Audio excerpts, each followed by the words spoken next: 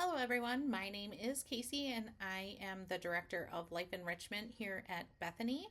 I am going to be talking to you about the RCAC grievance process today. So if you have any questions, feel free to reach out to me.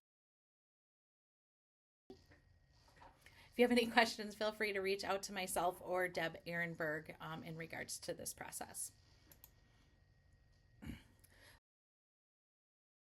So what is a grievance? A grievance is a concern. It is not a complaint. It gives us at Bethany an opportunity to look at the concern, investigate it, come to a common ground, and ultimately educate either our staff or our residents and their families on processes or procedures. So who can file?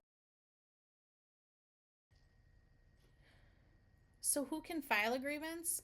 Anyone. I've had people who have never stepped foot into Bethany, have only heard something or heard a rumor, and they have concerns, and I have the obligation to investigate it. So anyone can file a grievance, and they can do it in several ways.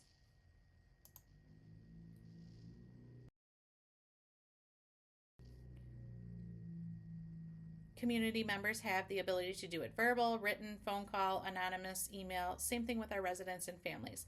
However, we have a process that we would like our staff to follow.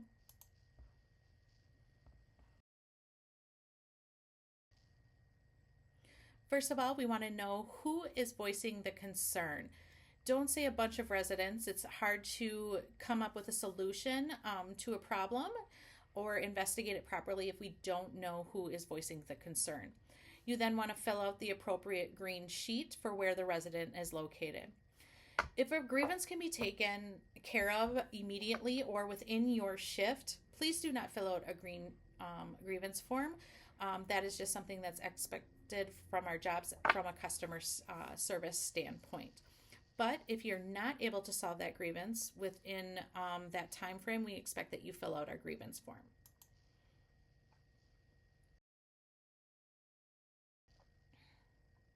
So as you can see, each entity has a different grievance form with their logo on the top.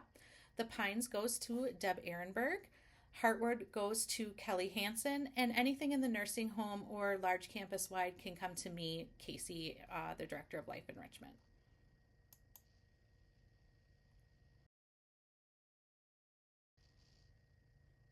So just want to go through the grievance form just in case you have to fill this out for a different entity or even your own. We want to know the resident's name, their room number, date and time that you took the grievance, and then we want you to tell us what the grievance is about. Give us as much detail as you possibly can so that when we do go to look into the grievance, we kind of have a gist of what's going on.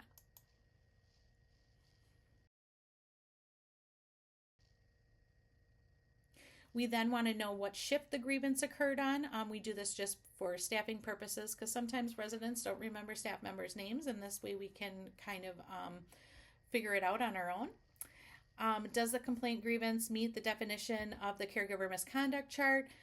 We do give you this tool, which I'll go over in a minute. But if you are marking yes to this, you should not be filling out this form. You should be following our caregiver misconduct process. Then you're going to sign your name legibly and give it to the appropriate person.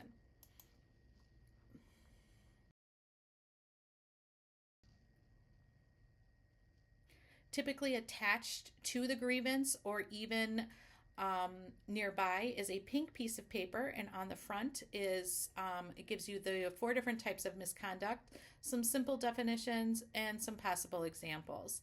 At the bottom is Shannon and my phone numbers. We would rather you call us and ask us questions if it's caregiver misconduct or if it's actually a grievance than not report it at all to us, so that we provide you the tools for that.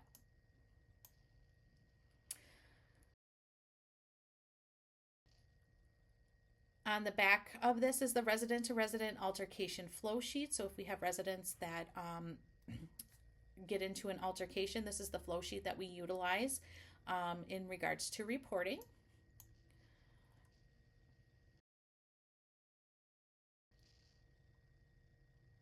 Any resident-to-resident altercations must be reported immediately, no matter how large or small. This includes verbal hitting, slapping, or intimidation. This is a form of misconduct, and we have to follow our abuse policy in regards to this. It's important that you know that our job is to ensure that our residents and their families are satisfied. One of a key component of our job is customer satisfaction. We should turn in grievances promptly so they can be resolved and reviewed appropriately. We should do everything we possibly can for any missing items that we might have. If you know that something's missing and then it has been found, please let Deb know so that she can keep track of things that might not be found. Any missing items of high value, such as dentures, glasses, hearing aids, money, those all need to be reported immediately. But we are also responsible for those as much as we say that we're not. And that comes out of funds for us employees and for our residents. So just giving you just a tidbit, a pair of dentures is $1,000 a piece. Glasses are about $100 and hearing aids are $500 a piece. That's quite a bit of money that potentially can come back to us or to our residents.